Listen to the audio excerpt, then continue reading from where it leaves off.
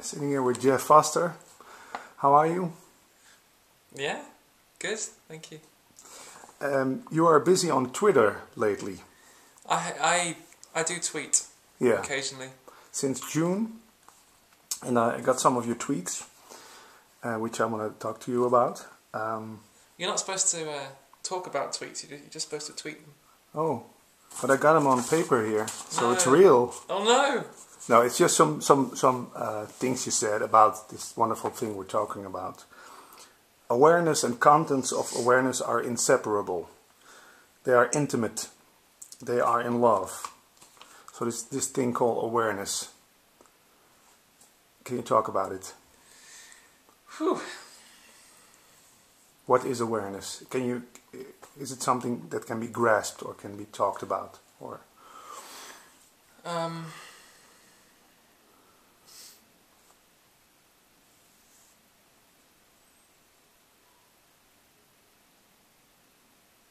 Well, I mean, the best way to answer that question is just to look for yourself now. I mean, you know, just come back to what's obvious. You know, so right now, sounds are happening. You know, sounds are appearing.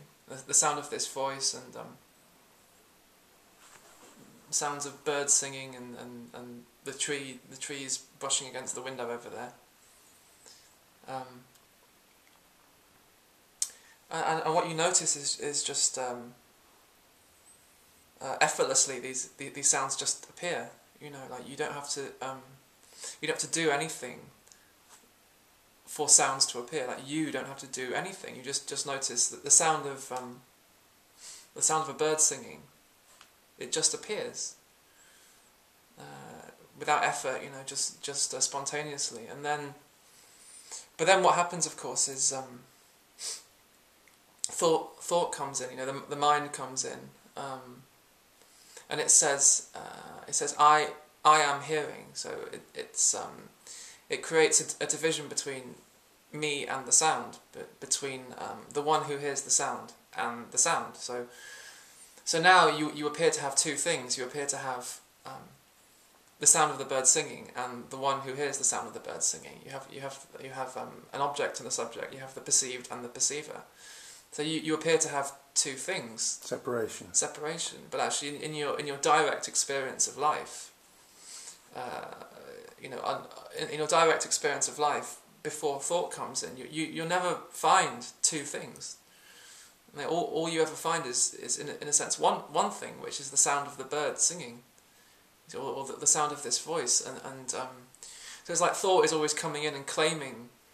It's claiming ownership. It's claiming, you know, that I am here doing. I am doing. I am hearing. I know which bird is singing right now. Yeah, and it names the bird and it judges the bird and it goes into the past and the future. But you know, in your direct experience of life, all you'll ever find is that sound, which is beyond words. And actually, even to call it a sound is already a thought. You see. So what is there before thought comes in? So what you could say is that, you know, a sound, something as simple as, you know, the sound of a bird singing, it's not happening to you. It's not appearing for you, or it's not that you are hearing the sound of the bird singing. The sound of the bird singing simply appears. So everything simply appears and vanishes. And vanishes, exactly, spontaneously. And then you could ask, well, what does everything appear in? What is the sound of the bird singing appearing in? What is every sight, sound and smell, every perception appearing in? So you could say it's this is the problem. This is the problem with talking about awareness, because anything you say about awareness, you know, even to call it awareness, is already just another thought appearing. You know. So you can't name this thing called life. No, I mean you call it consciousness, you call it awareness, you call it beingness, you call it life, you call it God. Nothing, God, you call it energy, or you don't even speak about it. Maybe you don't even speak about it, but I mean either way you can't name it, because it's not an it. An it is something that comes and goes. An it is a thing, and a thing is a thought. You see. So every word is wrong. Yeah, so we can stop the interview now. Okay, thank you very much. Goodbye.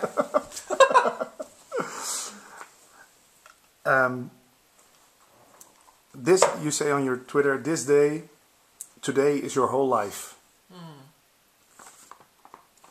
A great statement. Do you mean like you don't know if there's going to be another day, or you mean this day is everything, has everything in it? Well, it means a lot of things, really. Yeah, it means that this you're not guaranteed tomorrow. I mean, who? How do you know? How can anyone know what's going to happen? You know, you don't even know if this could be your last hour, your last moment. You don't know. You have no way of knowing.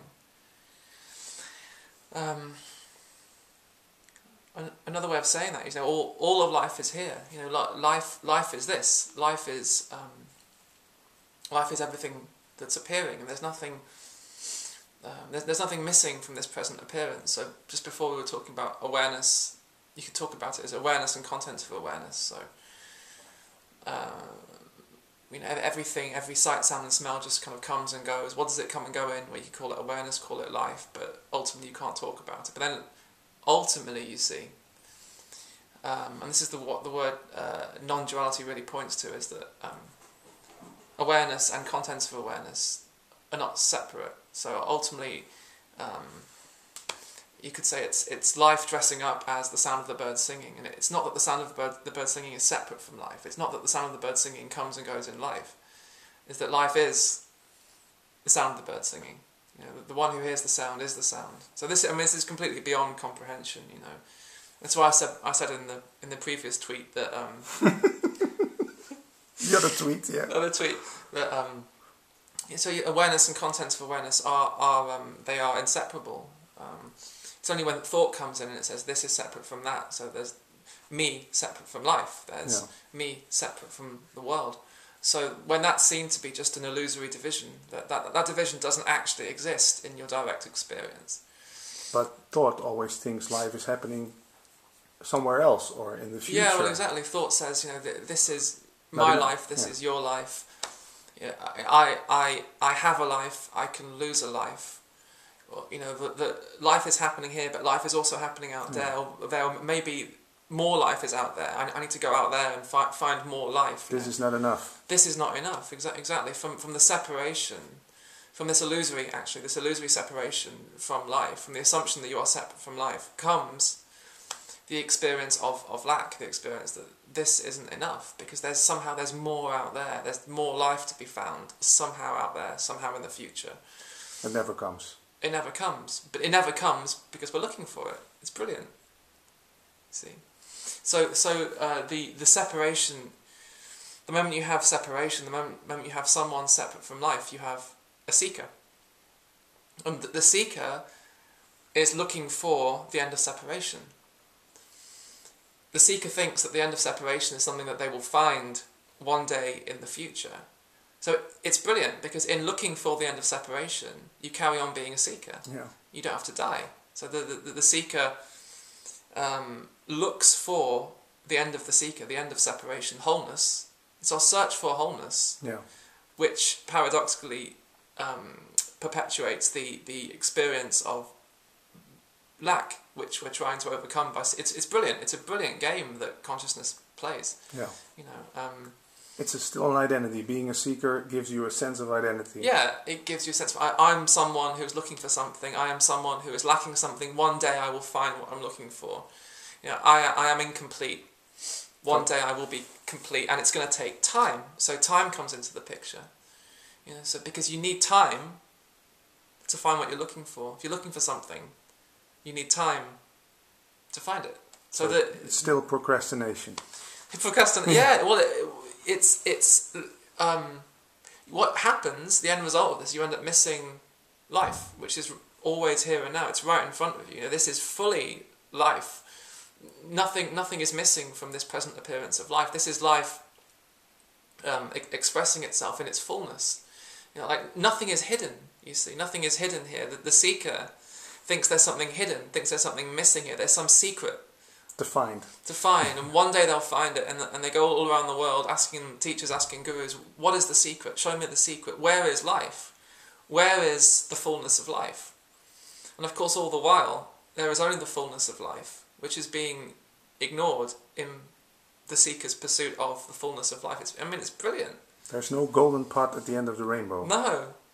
And, the seeker doesn't want to hear that, you see. That's why a lot of people call this message, the message that I speak about, they say it's a Fatalistic. Fatalistic, it's nihilistic, it's depressing, or it's too simple,